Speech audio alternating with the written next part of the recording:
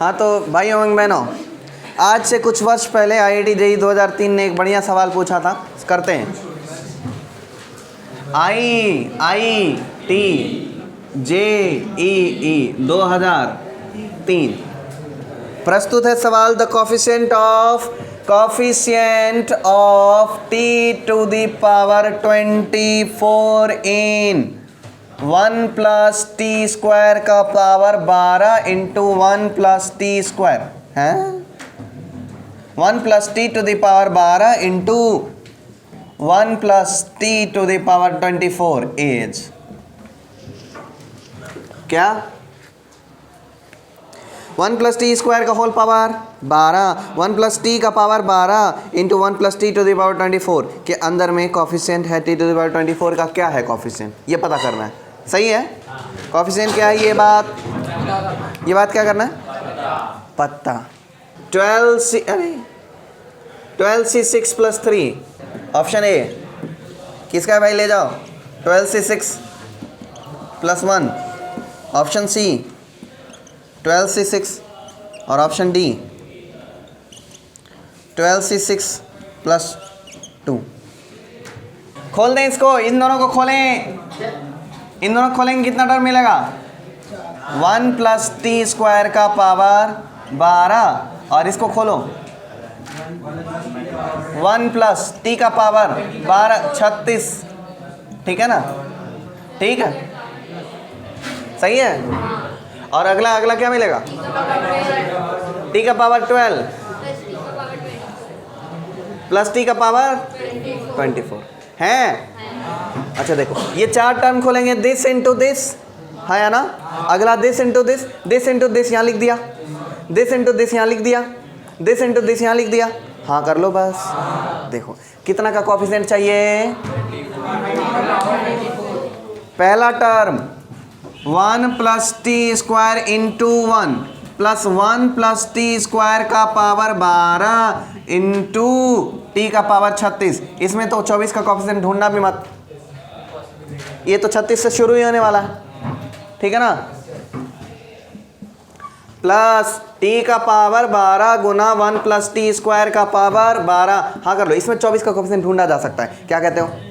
Okay, plus T to the power 24 into 1 plus T square का power 12। इसमें भी 24 का कोफिशिएंट ढूंढा जा सकता है। देखो यहाँ कोफिशिएंट अब 24 ढूंढना है तो मतलब टी स्क्वायर का पावर क्या रखें? 2 स्क्वायर का पावर 12 रखेंगे। 24 बेवड़े, टी स्क्वायर का पावर क्या रखेंगे? 12। अगर मैं कहूँ कि टी स्क्वायर का पावर 12 है तो आप क्या कहोगे? मतलब 1 का पावर लड्डू है और 12 है। हाँ कि ना? हमको उसी टर्म को लिखना है जो अपने काम का है, बाकी छोड़ देना है। क्या कहते हो भाई साहब? इसमें 0 हो जाएगा। हाँ कर दो। हाँ कि ना? अच्छा, इसमें 12 है तो मतलब टी 12 पहले से है तो इधर से कितना चाहिए? 6 चाहिए। तो मतलब टी स्क्वायर का पावर कितना चाहिए? 6। तो 1 का पावर कितना मिलेगा? तो लोअर सफिक्स 6 हो गया। किस में से? 12 में से। कोई दिक्कत वाली बात नहीं है। देखो उल्टा कर रहे हैं ना, पहले ये लिखते थे फिर ऐसा लिखते थे, हमेशा उल्टा चल रहे हैं। हम अगर सीधा चल सकते तो उल्टा भी, सीधा चल सकते तो उल्टा। बहुत बढ़िया बात है। यहाँ 24 तो पहले से उपलब्ध है तो मतलब टी का पावर अगर 24 पहले से उपलब्ध है तो मतलब क्या करना है? इसमें से क्या चाहिए फिर? टी का पावर 1 चाहिए। हाँ या ना? टी का पावर 1 चाहिए। ओके, टी का पावर 0 चाहिए बे। टी का पावर 0 चाहिए मतलब टी स्क्वायर का पावर 0 चाहिए मतलब 0 12c0 है। सही है ना? अब अपना कोफिशिएंट लिखना है बस। बाकी ये भी 24, ये भी 24 और ये भी 24। ये 24 दिखने में नहीं है लेकिन पहले ही टी स्क्वायर उपलब्ध था, टी का पावर 12 उपलब्ध था। ये 12 सी 12 1 6 0 6 12c 6 6 और अगला क्या? इसको 12c6 प्लस 2 लिखें और ये ऑप्शन का नाम वहाँ पर डी ढिंचैक। सही है गलत है? कोई दिक्कत वाली बात? कोई समझने में दिक्कत? हाँ कर दो भाई, अगर समझ में आया तो कर दो। हाँ थोड़े जोश के साथ।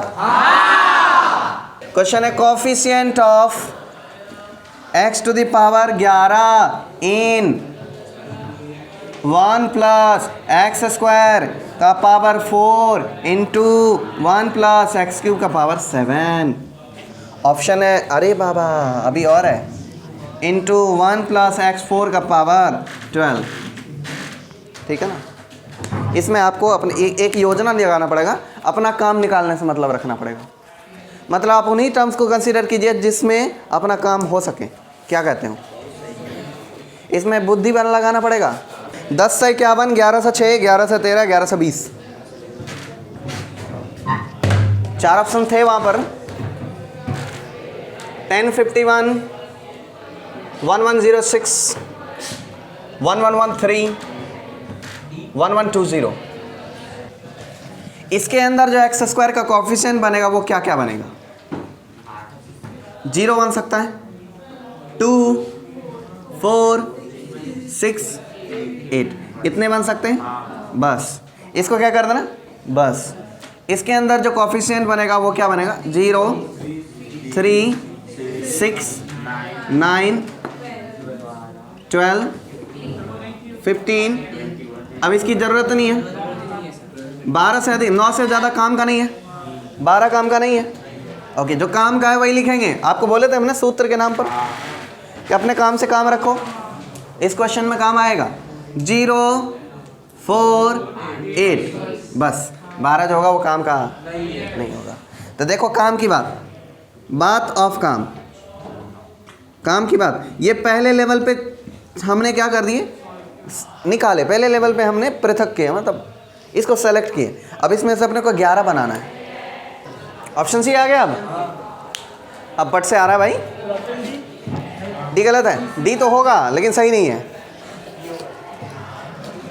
11 चाहिए ना, 11 चाहिए। तो इधर से 0 ले लिया, इधर से 0 ले लिया, इधर से 0 लिया, नहीं होगा। इधर से 2 ले लिया तो उधर से अपने को 9 बनाने, तो उधर से 9 ले लिया। 2, 9 उधर का 0, सही है ना। अब इधर से 2 ले लिया। और कोई पॉसिबल है क्या? 2, 3, 4, ऐसा भी तो पॉसिबल है। नहीं, गलत हो गया। 2 पर कोई और पॉसिबल है क्या? 4 पर 2, 3, 4 और कोई? 4, 3, 7 बनाने थे। 7 उधर से और कहीं किसी भी तरीके से नहीं बन सकते थे। अब देखो 6, तो 6, 5 चाहिए तो नहीं होगा ये। 8, 3, 0। हाँ, बहुत सरल है ना। अच्छा, बस अब कौन? 0, 3, 8। हाँ, 0, 8, 0 उधर का 3 और उधर का 8 हो गया। बस काम खत्म। देखो पहले का कोफिशिएंट लिखेंगे भैया। पहले क्या लिखेंगे? 2, मतलब एक्स स्क्वायर का पावर कितना चाहिए? 1 चाहिए। इससे अपने को क्या चाहिए? पावर 2 चाहिए। एक्स स्क्वायर चाहिए, सॉरी धीरे बोलो थोड़ा प्यार से। एक्स स्क्वायर चाहिए, तो एक्स स्क्वायर चाहिए तो मतलब एक्स स्क्वायर का पावर 1 चाहिए। तो अगर इसका पावर 1 है तो इसका पावर क्या मिलेगा फिर? 3 मिलेगा भाई। टोटल 4 है।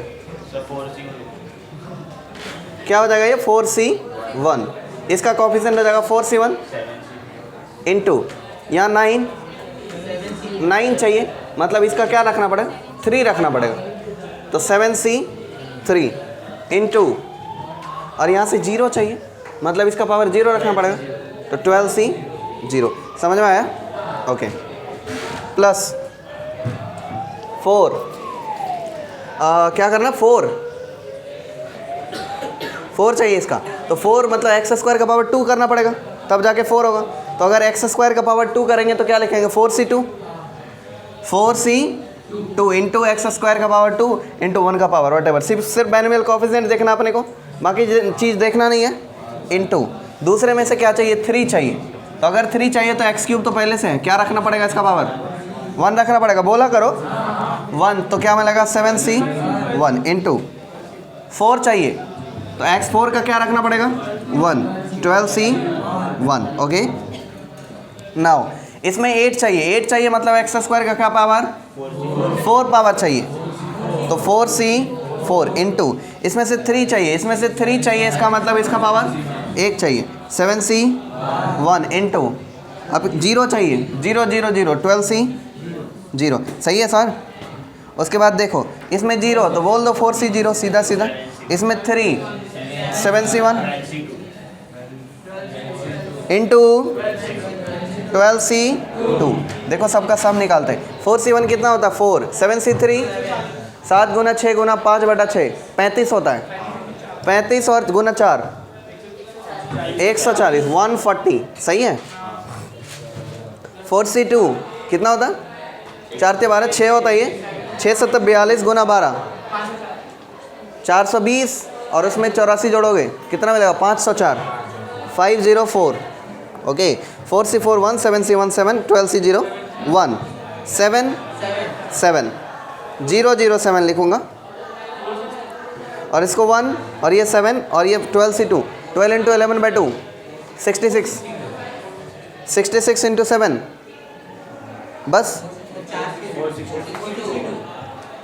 4 या 462, सबका सम 1113, इट्स योर आंसर। समझ में आया? ये क्या थी,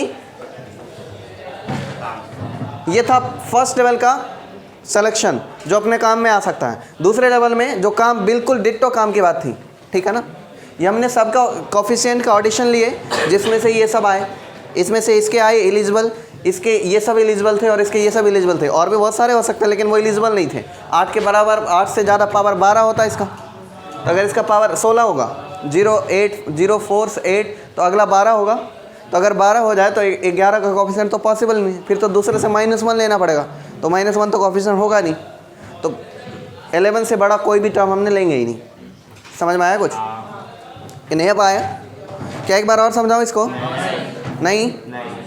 हाँ ना, मेरे को लग रहा है बहुत बढ़िया क्वेश्चन है यार, सॉल्यूशन का तरीका एकदम आपके हिसाब से तो बेहतरीन है। x11 का कोफिशिएंट चाहिए, तो x11 का कोफिशिएंट चाहिए तो हम देखेंगे ये कौन कौन x का कौन कौन सा पावर प्रोड्यूस कर सकता है। 0 कर सकता है, 2 कर सकता है, 4 कर सकता है, 6 कर सकता है, 8 कर सकता है।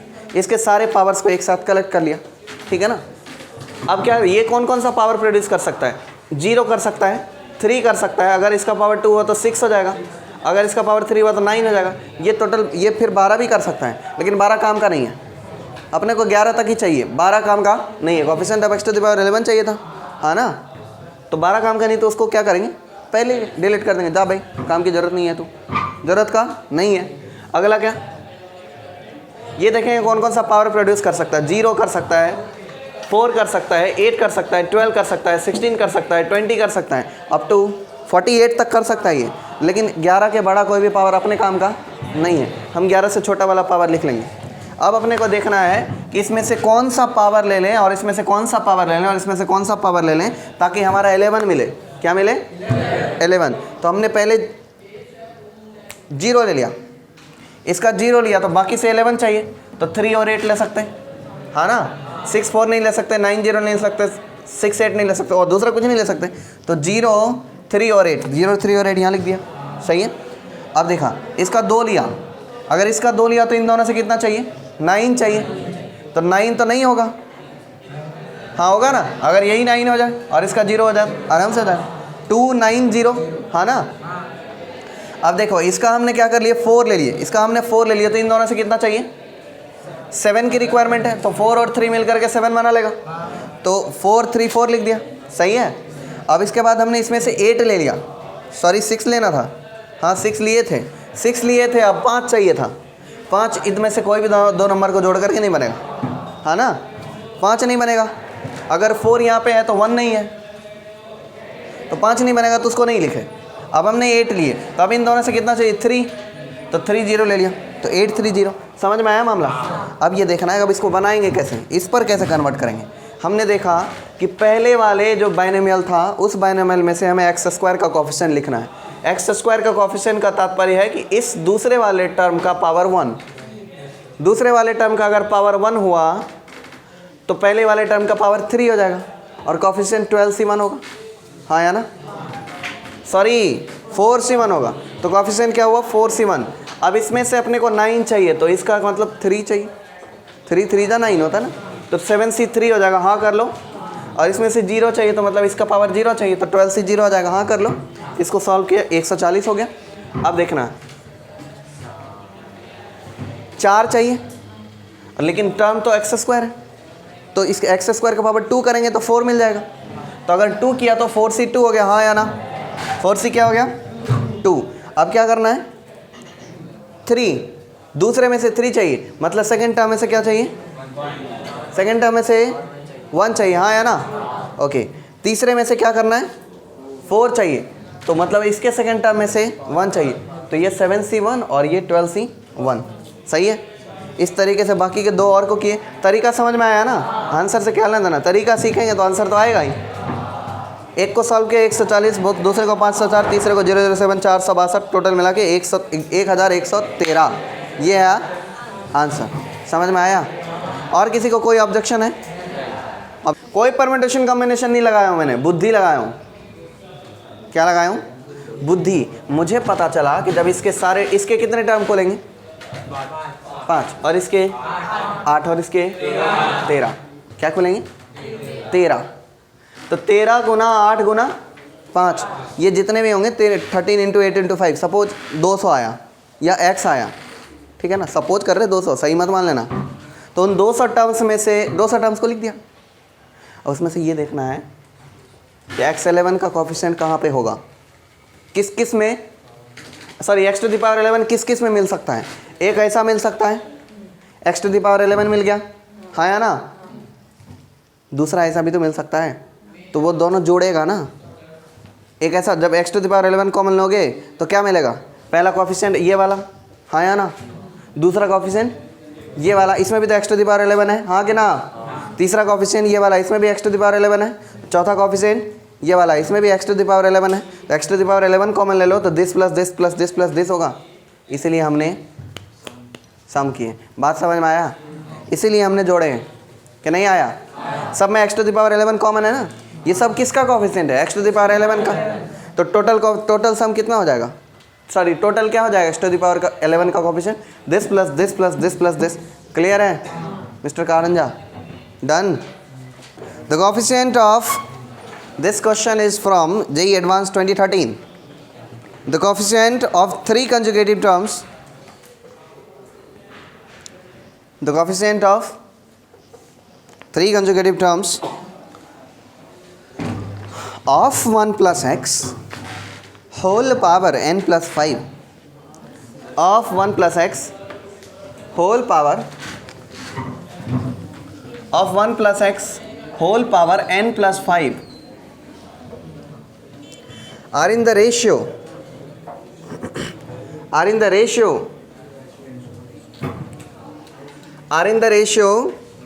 5:10:14.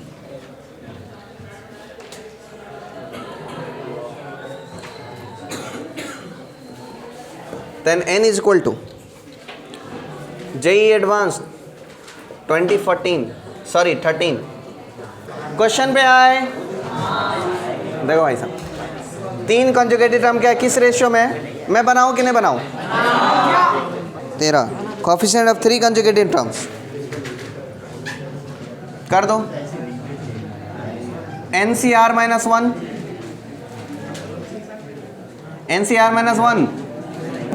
इंटू x⁻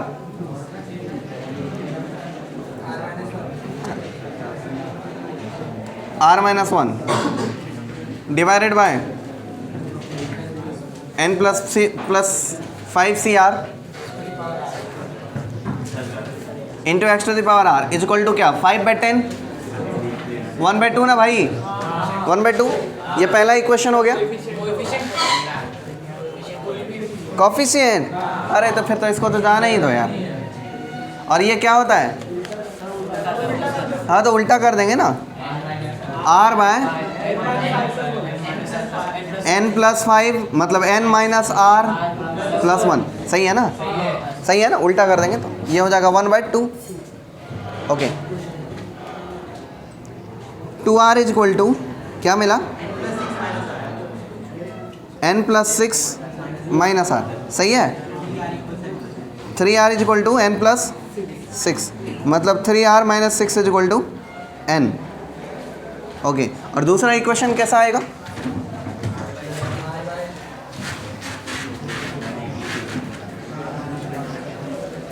दूसरा इक्वेशन ऐसे आएगा,